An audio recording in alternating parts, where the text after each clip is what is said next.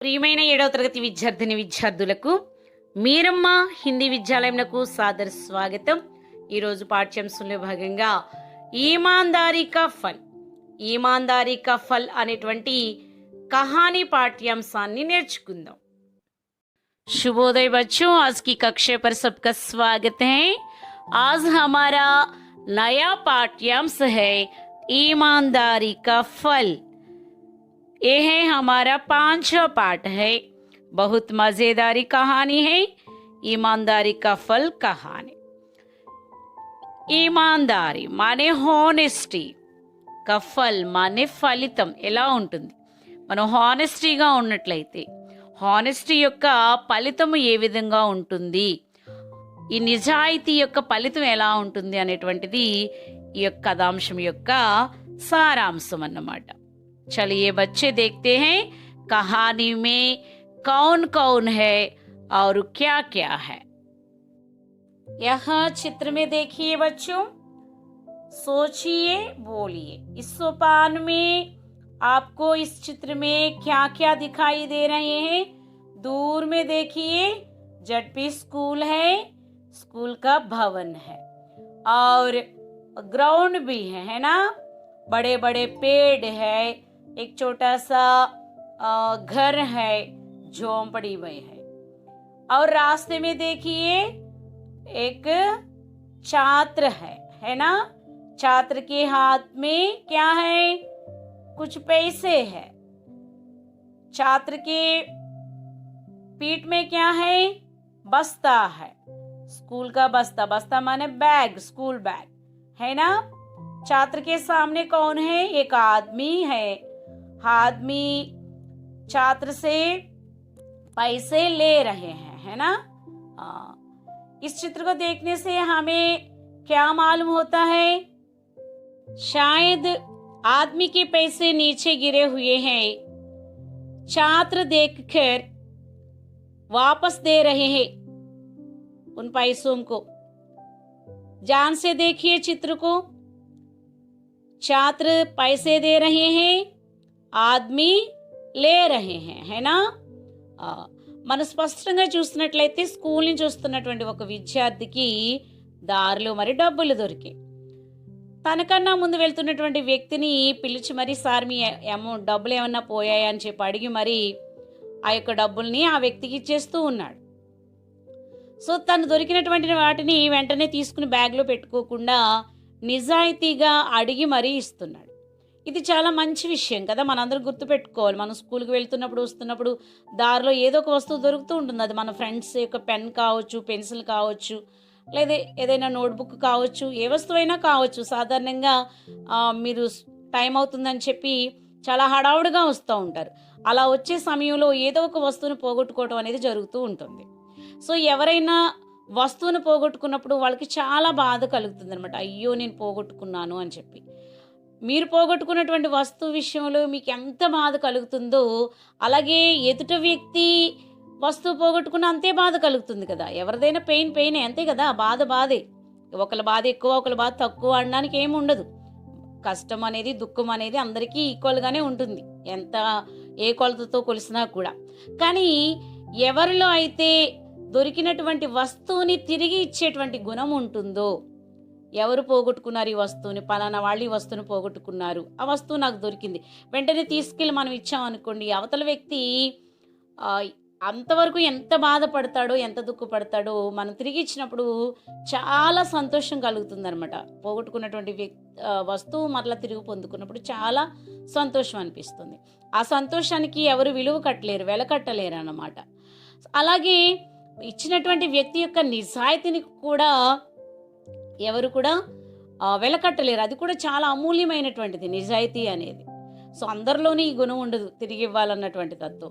ఒకవేళ నీలో అది ఉంది అనుకో, నువ్వు చాలా ధన్యుడివే, చాలా నీకు గొప్ప భవిష్యత్తు ఉంటుంది. ఎప్పుడైతే నువ్వు ఇతరుల యొక్క వస్తువుని నువ్వు ఆశించకుండా దొరికినప్పుడు దాన్ని ఎవరిదో కనుక్కుని ఇచ్చావు అంటే నీలో చాలా మంచి వ్యక్తిత్వం నీదని చెప్పొచ్చు అనమాట. అంటే హానెస్టీ, ఆ నిజాయితీ అనేది గొప్ప గుణం అన్నమాట. వెలకట్టలేనటువంటి గుణం, చాలా అమూల్యమైనటువంటి గుణం. ఈ గుణాన్ని విద్యార్థి దశ నుంచే మీరు అలవర్చుకోవాల్సి ఉంటుంది. ఎవరిలో అయితే ఈ గుణం ఉంటుందో వాళ్ళు నిజంగానే ధన్యులని చెప్పాలి. ఇలాంటి నిజాయితీ యొక్క ఫలితము, ఆనెస్టీ కా ఫల్, దాని యొక్క ఫలితం ఎలా ఉంటుంది అనేటువంటి చక్కని కథాంశం ఈమాన్దారీ కా ఫల్ అనేటువంటి కథ. మరి స్టోరీలకి వెళ్లే ముందు మనకు ఒక 2 ప్రశ్నలు ఉన్నాయి, వాటిని నేర్చుకుంది లెసన్లోకి వెళ్దాం. నిజాయితీ అనేది ఒక తేజస్సు, ఒక కాంతి, అది నిన్ను ప్రకాశింపజేస్తుంది. ఎప్పుడైతే నీలో నిజాయితీ అనేటువంటి గుణం ఉందో అది నిన్ను 10 మందిలోనూ ప్రకాశింపజేస్తుంది. ఈ వెలుగు ఖచ్చితంగా మనందరిలో ఉండాలి. దీన్ని ఎట్టి పరిస్థితులను మనం పోగొట్టుకోకూడదు. ప్రశ్న देखिए बच्चों, पहला प्रश्न है चित्र में क्या दिखाई दे रहा है और दूसरा लड़का क्या कर रहा है. चित्र में क्या दिखाई दे रहा है? चित्र में एक आदमी और एक छात्र दिखाई दे रहा है. चित्र में एक आदमी और एक छात्र दिखाई दे रहे हैं. दूसरा प्रश्न, लड़का क्या कर रहा है? लड़का क्या कर रहा है? लड़का आदमी को पैसे दे रहा है. అవునా? మరి అక్కడ బాలుడు మనం చూస్తున్నాం, ఆ వ్యక్తికి పైసలు ఇస్తూ ఉన్నాడు. यहाँ देखिए बच्चों, दया, परोपकार, विनय, सेवा, ईमानदारी नैतिक गुण कहलाते हैं. किसको नैतिक गुण कहलाते हैं बच्चों?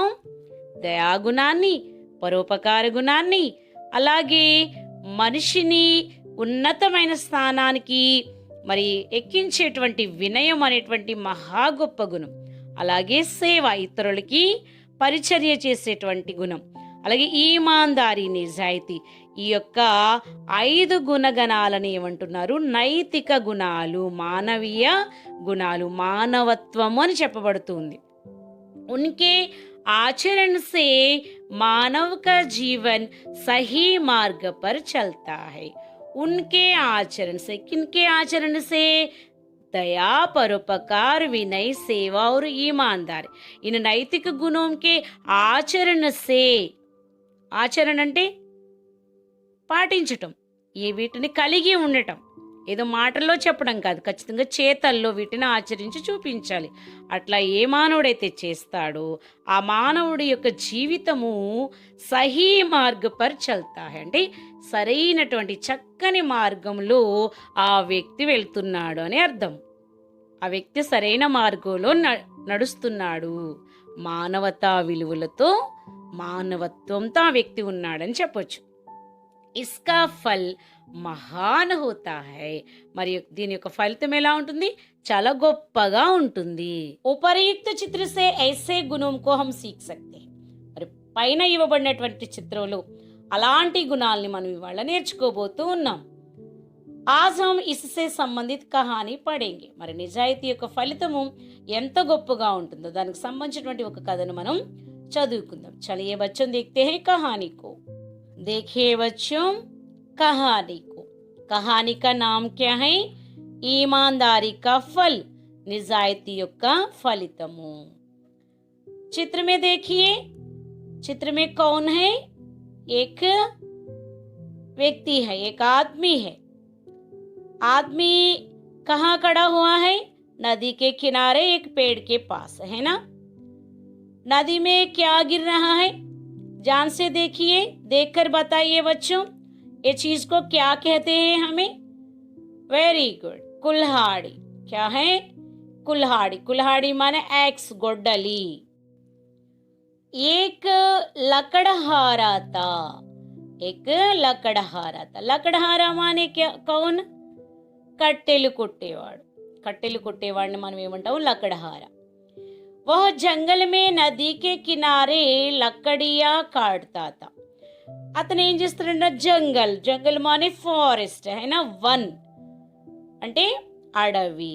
మరి అతను అడవిలో నదీకే కినారే, నదీకే కినారే, నది ఒడ్డున లకడియా కాడ్తాత, కట్టెలు కొట్టుకుంటాడు. అతను ప్రతిరోజు అతని యొక్క పని ఏంటి? కట్టెలు కొట్టుకునే వ్యక్తి కాబట్టి తన యొక్క వృత్తిరీత్యా ప్రతిరోజు అడవికి వెళ్ళి నది ప్రక్కన ఉన్నటువంటి ఆ యొక్క అడవిలో చెట్లను కొట్టుకుంటూ ఉంటాడు, అంటే పుల్లలను నరుకుతూ ఉంటాడు. వహ ఉన్ లకడియోం కో బేచ్కర్ అపనా జీవన్ బితాతా తా. మరి తన యొక్క కట్టెలను అమ్ముకుని, బేచ్కర్ అని అమ్ముకుని తన యొక్క జీవనాన్ని గడుపుకుంటూ ఉన్నాడు. అంటే తనకు జీవనాధారం ఏంటి? కట్టెలు కొట్టుకుని అమ్ముకోవటం. ఏక్ దిన్ వహ నదీకే కినారే లకడియా కాట్ రహా తా. మరి ఒకానొక రోజున నది ఒడ్డున అతను కట్టెలు కొడుతూ ఉన్నాడు. అచానక్ ఉస్కి కులహాడి నది మే గిర్ గయి. అకస్మాత్తుగా ఒకరోజు అతని యొక్క గొడ్డలి కాస్త నదిలో పడిపోయింది. ఇసే దేక్కర్ వహ రోనేలాగా. అరే, మరి తన యొక్క జీవనాధారం ఏంటి? కట్టెలు కొట్టుకోవటం. ఆ కట్టెలు కొట్టాలంటే ఏముండాలి? గొడ్డలు అనేది, కులహాడి అనేది ఖచ్చితంగా ఉండాలి. మరి తన పనికి ఆధారమైనటువంటి, బలమైనటువంటి ఆధారమైనటువంటి ఆ గొడ్డలి కాస్త ఏమైపోయింది? నదిలో పడిపోయింది. సో ఏం చేస్తూ ఉన్నాడు? అయ్యో, నదిలో పడిపోగానే రోనేలాగా ఏడుస్తూ కూర్చున్నాడట. మరి మనం కూడా అంతే కదా, ఏదైనా ఒక వస్తువు, మన ఇంపార్టెంట్ వస్తువు ఏదైనా పోగొట్టుకున్నాం అనుకోండి, ఎలా ఉంటుంది? మనకి ఏడుపు వస్తుంది కదా ముందుగానే. సో పాపం ఈ వ్యక్తికి కూడా ఏమొచ్చిందంటే, గొడ్డలి ఎప్పుడైతే నదిలో పడిపోయిందో ఏడవటం ప్రారంభించాడట. ఎవరికైనా బాధ కలుగుతుంది కదా వస్తువు పోయినప్పుడు. సో తను కూడా చాలా బాధపడుతూ ఉన్నాడు. लकड़हार क्या कर रहा था? लकड़हार अपने कुल्हाड़ी के बारे में सोचकर रो रहा था, है ना? देखिए यहाँ, लकड़हारे को देखकर नदी की देवी जल से बाहर आई. మరి యొక్క కట్టెలు కొట్టుకునే వ్యక్తి ఏడవటాన్ని చూసినటువంటి ఆ యొక్క నదీ దేవత మరి నీటి నుంచి బయటికి వచ్చిందంట. దేవినే లకడహారే సే రోనే కా కారణ పూచా. మరి వెంటనే ఆ దేవత కాస్త కట్టెలు కొట్టుకునేవాడిని, మరి ఎందుకు ఏడుస్తున్నావయ్యా, నీ ఏడవడానికి కారణం ఏమిటి అని అడిగిందట. లకడహారేనే కహాకి. మరి అప్పుడు కట్టెలు కొట్టుకునేవాడు చెప్పాడు ఏమనంటే, దేవి మా మేరీ కులహాడి నది మే గిరిగాయి. అమ్మా దేవి తల్లి, నా యొక్క గొడ్డలి కాస్త నదిలో పడిపోయింది. యహీ మేరే జీవన్ కా ఆధార్ హై. మరి ఈ గొడ్డలే నా జీవనానికి ఆధారం. నా జీవనాధారం ఏదైనా ఉంది అంటే అది ఈ గొడ్డలేనమ్మా. ప్రతిరోజు నేను ఈ గొడ్డలతో మరి కట్టెలు కొట్టుకుని అమ్ముకుని నా బ్రతుకుని కొనసాగిస్తున్నాను. నా జీవనాధారం ఈ గొడ్డలే అని చెప్పి మరింతగా ఏడ్చాడంట. దేవి కో ఉస్ పర్ దయాయి. ఆ యొక్క నదీ దేవతకి కాస్త ఇతను చెప్తున్నటువంటి మాటలు మరి యొక్క దయనీయ స్థితి మీద దయ కలిగిందట. దేవినే ఉస్కో సోనేకి కుల్హాడి దిఖాయి. వెంటనే దేవత నదిలోకి వెళ్ళి మరొక బంగారపు గొడ్డలను తీసుకుని వచ్చి చూపించిందంట. ఇది నీదేనా అని అడిగిందట. చూడండి చిత్రంలో మీరు చూసినట్లయితే మరి దేవి మా చేతిలో ఏముంది? బంగారపు గొడ్డలుంది. ఉందా? బంగారపు గొడ్డలు చూసినటువంటి ఆ కట్టెలు కొట్టుకునేవాడు చెప్తున్నాడు, లకడహారేనే కహాకి యహ మేరీ నహీ హై.